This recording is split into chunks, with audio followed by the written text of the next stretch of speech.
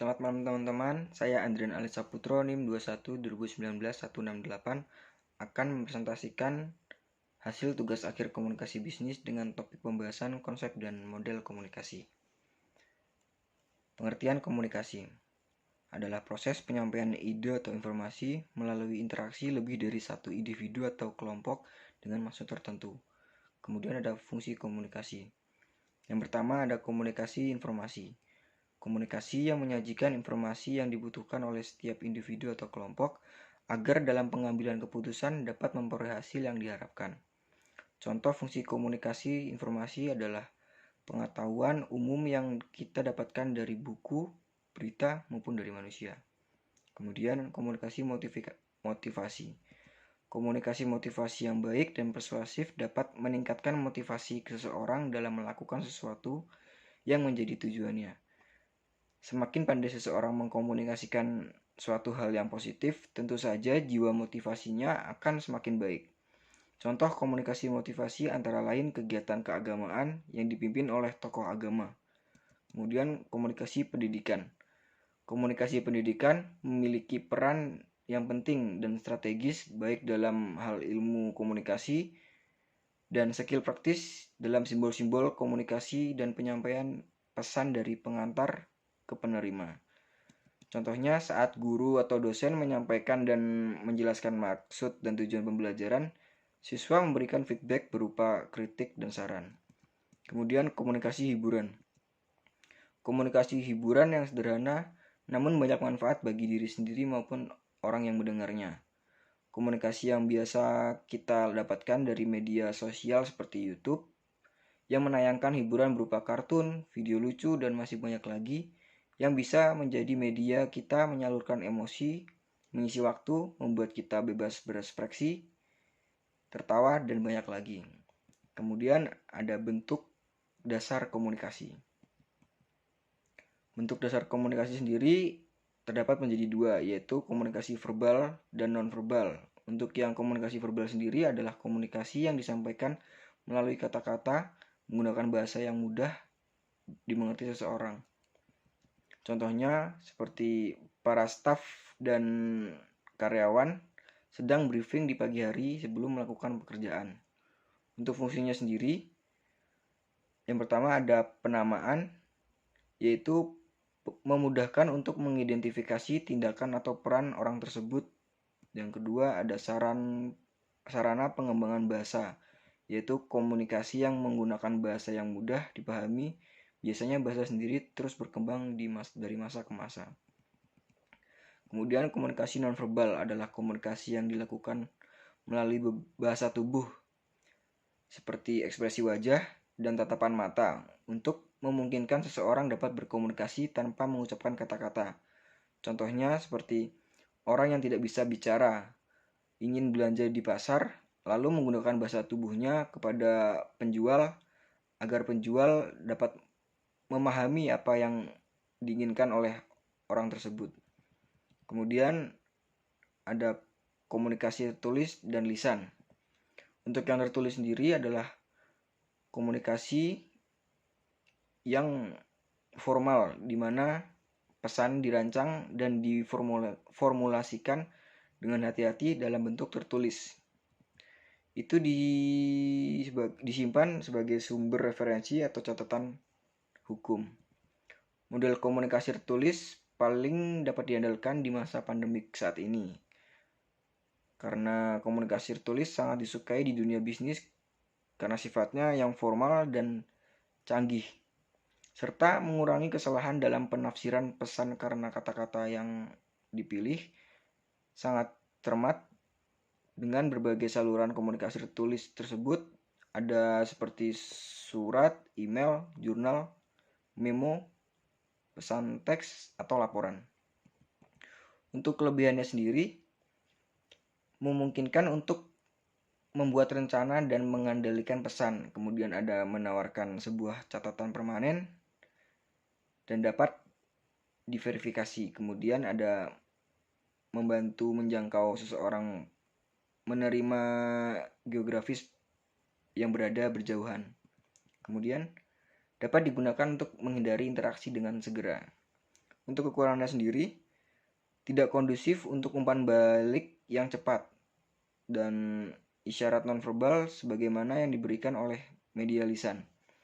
Dan ini membutuhkan waktu lebih lama dan lebih banyak sumber daya untuk membuat dan mendistribusikannya. Untuk yang lisan sendiri adalah proses penyampaian atau menerima pesan dengan menggunakan kata-kata yang diucapkan. Metode komunikasi ini sangat digunakan untuk umpan balik yang segera.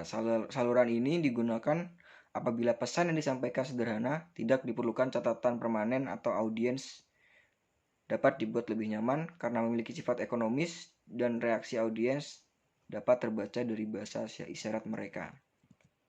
Untuk kelebihannya sendiri, menyediakan umpan balik dengan segera, memungkinkan terjadinya kenyamanan berinteraksi, dan untuk kekurangannya membatasi partisipasi bagi mereka yang hadir secara fisik.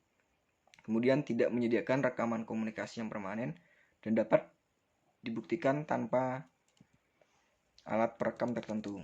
Kemudian komunikasi internal dan eksternal. Untuk yang internal sendiri adalah komunikasi yang dilakukan secara dua arah, khususnya diarahkan pada pihak internal, contohnya CEO dan karyawan, dan antar ketua dan anggotanya.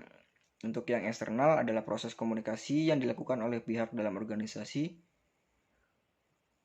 dan mungkin bisa dijangkau untuk di luar organisasi juga. Contohnya seperti rapat SMF dengan BPMF. Kemudian komunikasi formal dan informal. Untuk komunikasi formal sendiri adalah komunikasi yang disampaikan dengan bahasa formal. Biasanya dilakukan pada orang yang memiliki jabatan tinggi di pekerjaannya atau kepada orang yang lebih tua agar sopan. Contohnya, kita sebagai karyawan di kantor bertanya untuk mengetahui peran saya di kantor di kantor dengan kepala direksi. Untuk komunikasi informal adalah komunikasi yang disampaikan dengan bahasa informal. Biasanya dilakukan dengan teman dekat atau sahabat. Contohnya, lagi kumpul dengan teman di kafe sambil diskusi. Kemudian fungsi nonverbal. Yang pertama ada untuk menekankan, manusia menggunakan komunikasi nonverbal untuk menonjolkan atau menegakkan beberapa bagian di pesan verbal. Contohnya dengan gerakan tubuh menunjuk, melambai, dan memperagakan jumlah angka tertentu. Kemudian ada untuk menunjukkan kontradiksi dan untuk menggantikan pesan verbal, misalnya mengatakan oke dengan tanda tangan berkata apa-apa, menganggukkan kepala untuk mengatakan ya, atau menggelengkan kepala untuk mengatakan tidak. Kemudian proses komunikasi. Menurut Aristoteles, model ini merupakan model yang paling klasik dalam ilmu komunikasi. Bisa juga disebut dengan model retorikal, karena membuat rumusan tentang model komunikasi verbal. Yang pertama, ada komunikasi yang terjadi pembicara menyampaikan pesan kepada khalayak dengan tujuan mengubah perilaku mereka. Aristoteles menerangkan tentang beberapa model komunikasi dalam bukunya. Yang pertama ada sumber, yaitu sender, pesan yaitu message, dan penerima yaitu receiver. Kemudian selanjutnya cara mengatasi hambatan komunikasi. Cara mengatasi hambatan komunikasi yang pertama, kita bisa menerapkan umpan balik. Penerapan ini dilakukan agar sebuah pesan bila dikonfirmasi apakah sudah diketahui, dipahami, dilakukan, atau diterima secara baik atau tidak. Kemudian ada empati, yaitu pengutaraan pesan harus sesuai dengan situasi dan kondisi psikologis. Kemudian ada repetisi, yaitu digunakan untuk pengulangan bertujuan agar pesan lebih dipahami oleh para pendengar. Kemudian prinsip 7C. Prinsip 7C sendiri yaitu clear. Clear ketika sedang menyampaikan pesan dengan orang lain, pastikan kita menyampaikan pesan tujuan tersebut dengan lengkap dan jelas.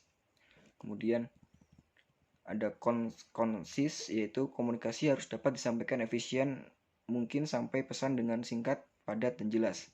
Kemudian ada konkret, yaitu semua poin-poin dalam komunikasi yang akan tiba dilakukan harus benar adanya. Kemudian ada komplit, kelengkapan sebuah pesan juga menjadi salah satu keharusan dalam tata cara berkomunikasi efektif. Kemudian ada korek, pesan yang disampaikan ke lawan bicara harus menggunakan tata bahasa dan cara komunikasi yang benar.